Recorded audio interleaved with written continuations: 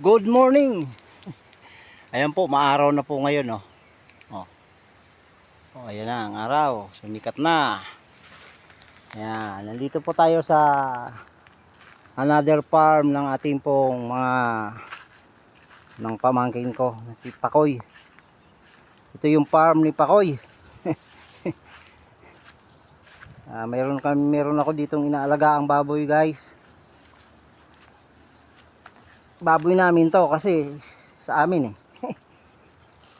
Ako lang mag-alaga. Ito po ay panghanda sa kasalan. Kasalan ngayong December. Yan o. Oh. Ayan. Oh. Ayan si baboy. Oh. Oh, 5. Oh, ang linis pa ng kulungan nila.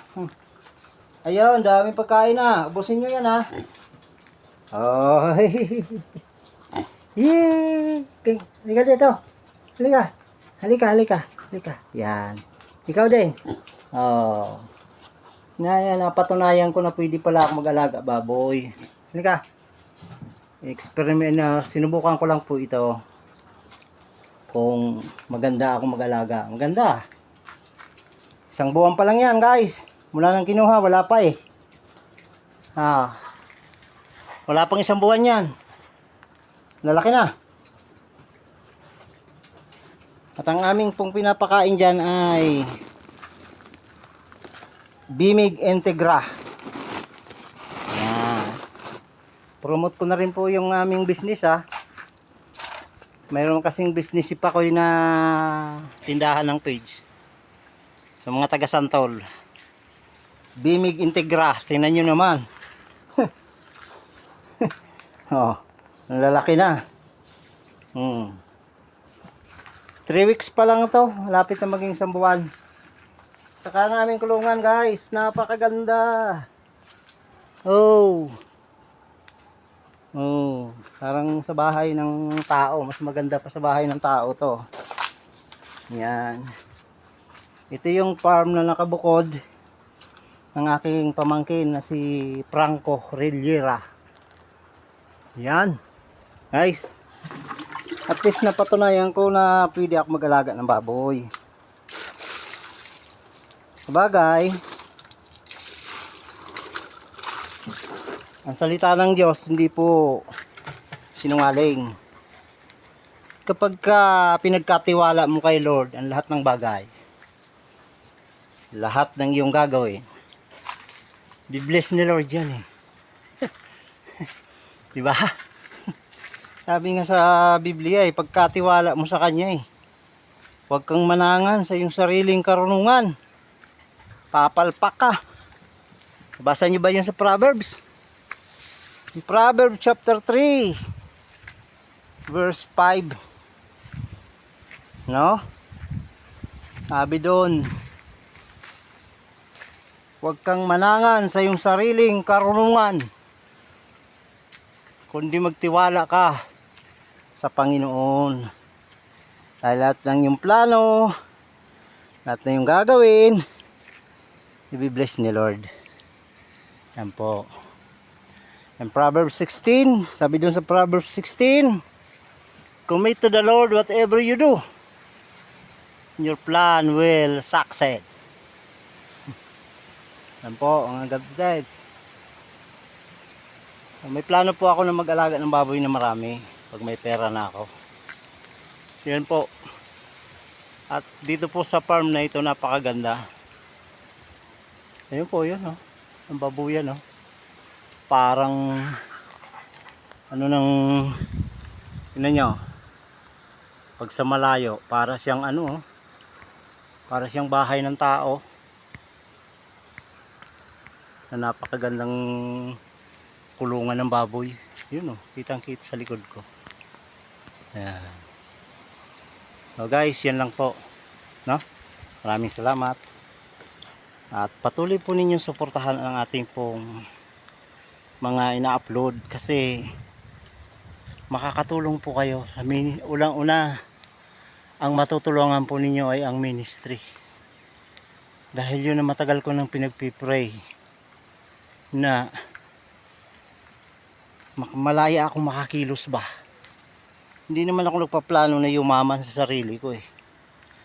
Ang pinagplano ko po ay yumaman ako sa langit.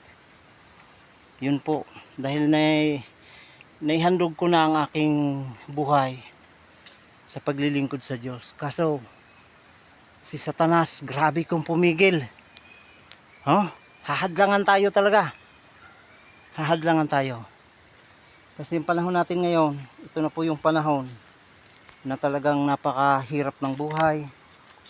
Napakaraming kasamaan na ng lumilitaw sa mundo. Grabe na. Lindol sa iba't ibang dako. Mga guys, nakasulat sa Bible yan. Kaya ang diablo gumagawa ng paraan para yung mga lingkod niya ay hindi makapag-share ng Word of God. So isa na po yun na pagka wala kang pera, hindi ka po talaga gala, hindi ka makalakad kasi kung gagamit ka ng motor, kailangan niya ng gasolina. Pero nag-provide na si Lord ng motor sa akin. Alam ko, ipoprovide niya yung panggasolina niyan. Yun lang po. Sabi nga sa Biblia, there is a time for everything. Siguro may panahon talaga yan na ako po ay magiging malaya ng mag-share ng Word of God. So ngayon pa lang, sinishare ko na po na lahat po ng madaanan nito pong video na ito, magbago na po tayo. Maniwala sa gospel, tanggapin ang Panginoon. Mahal tayo ng Diyos. Sabi nga sa John 3:16, for God so loved the world that He gave His only begotten Son, and whosoever believe, sabi doon, should not perish but have an everlasting life. So, lahat ng tao mahal ng Diyos. Kaya lang ang tao ang hindi naniniwala sa salita ng Diyos eh. Maraming tao hindi naniniwala sa salita ng Diyos. Kapatid, oo, hindi po tayo perpektong tao. Dahil ang sabi sa Romans 3:23, for all have sinned and come short from the glory of God.